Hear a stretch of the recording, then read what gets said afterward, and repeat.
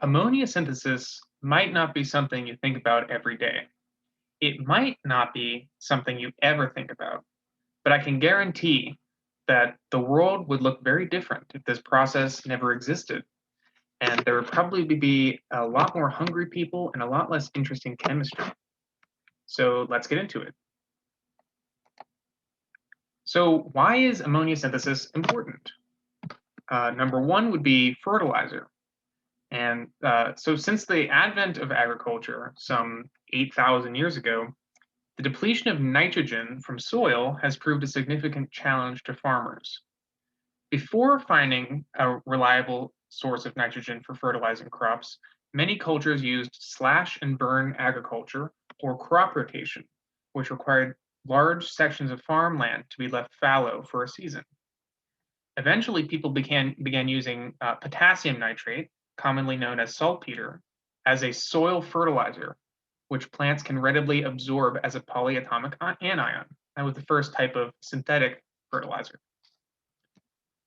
Through the nitrogen cycle, you'll see here, plants are able to fixate nitrogen found in air and in its diatomic gaseous form. Bacteria are really crucial in this part of the process because they can capture the diatomic nitrogen and they can fixate it into ammonia, which is then nitrifying bacteria here, process the ammonia into nitrates, right? And this is taken up by plants through assimilation, this step right here.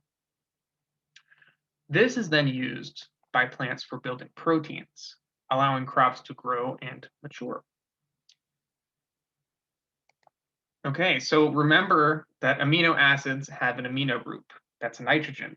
So since plants aren't typically carnivorous, except for this plant right here, like a Venus flytrap, this is where their nitrogen comes from. So that is how they're able to build these proteins to build any type of structure and cells that make the plant function.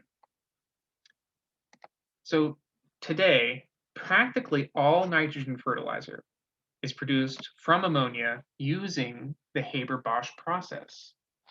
Scientists estimate that between 30 and 50% of the nitrogen in our body came from the Haber-Bosch process.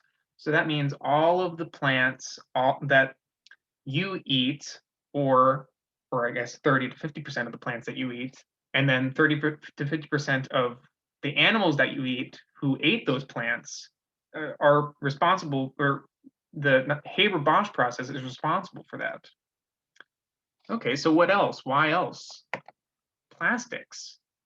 Ammonia is used in the production of many important plastics.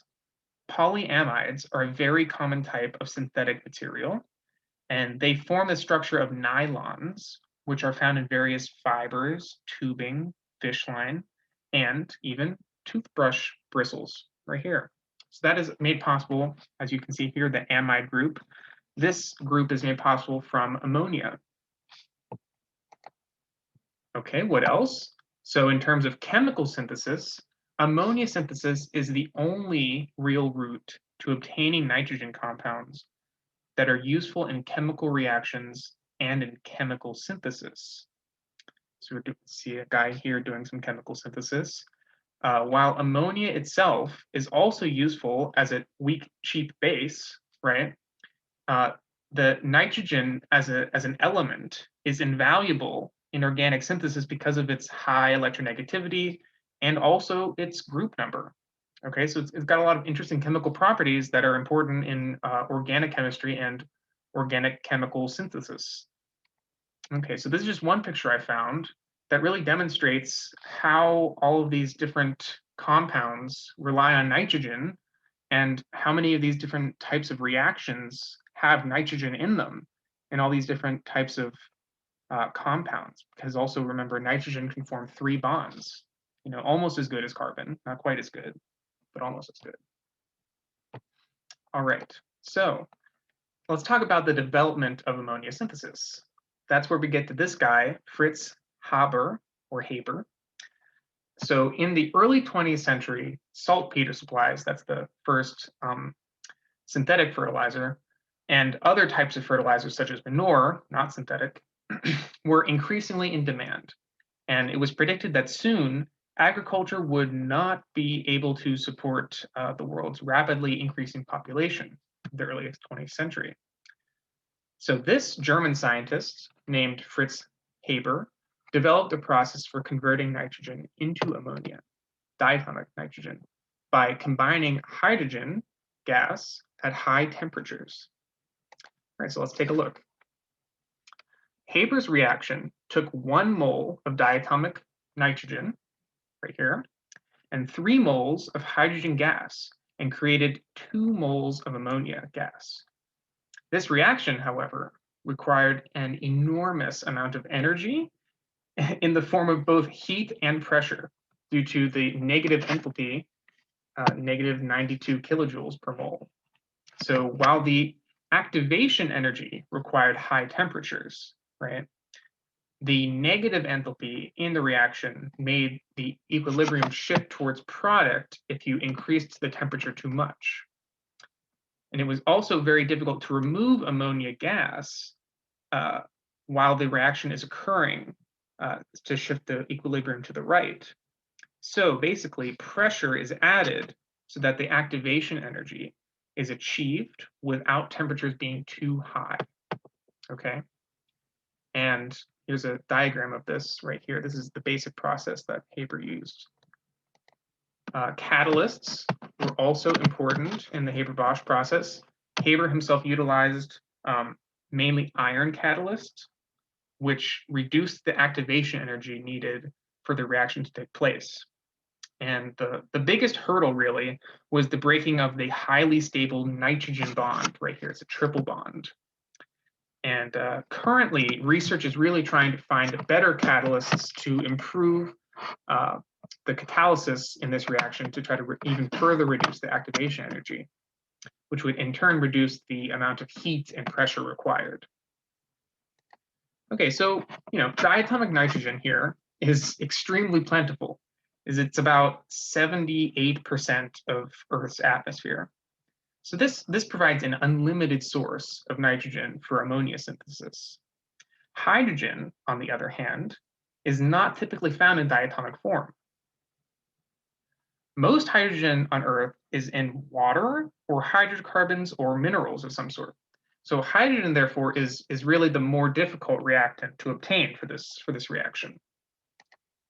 During Haber's time, hydrogen was mainly obtained through this steam reforming reaction, which we still use today, and it uses methane right here. So in the reaction, you've got methane reacting with water in equilibrium, and that it creates 3 moles of hydrogen gas and 1 mole of carbon monoxide. This process of obtaining hydrogen was streamlined by Carl Bosch, and he was another German chemist.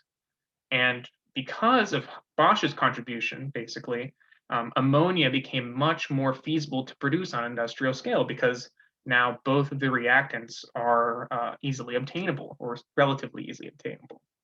So this became known as the Haber-Bosch process. This Haber-Bosch process of ammonia synthesis proved vital during the First World War.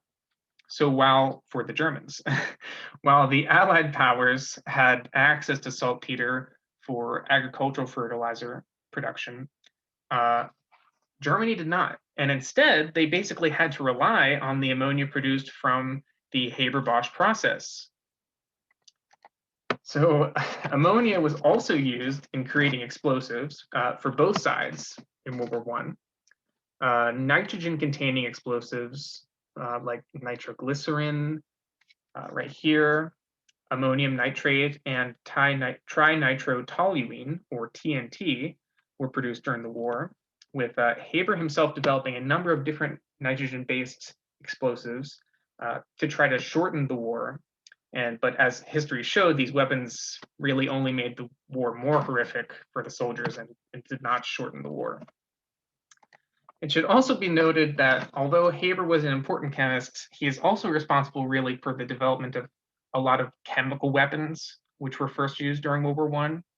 And since these weapons can't be uninvented, we have them now forever. Chlorine gas sarin gas and Zyklon B. So Haber certainly shows that how technology can have both positive and negative effects on society and also chemistry. Okay, so today, around half of the world's agriculture relies on nitrogen-based fertilizers, which are made primarily through the Haber-Bosch process. Though new catalysts and mechanisms have made ammonia synthesis more efficient in the latter half of the 20th century, ammonia still requires an enormous amounts of energy to produce. Okay, so scientists estimate that the Haber-Bosch process uses more energy than any other industrial chemical process, and also it amounts to about 1% of the world's total energy consumption. So that is just the Haber-Bosch process to make ammonia, primarily for fertilizer, accounts for 1% of the world's total energy consumption. Environmental concerns have come to the forefront of ammonia synthesis in recent years because of this enormous energy cost. So in recent years, the scientific community has really been trying to reduce this energy cost. Some studies show that up to 40% of nitrogen is lost to the environment before reacting. So that's part of it. While diatomic nitrogen itself is harmless, making up a majority of our atmosphere, unstable byproducts can be destructive if they contaminate water. And so making ammonia synthesis less energy intensive and less costly in terms of resources really continues to be a crucial endeavor for the protection of the environment and for growing the food that we all eat. Okay, and here are my works cited, a lot of different pictures here. Okay, thanks for listening.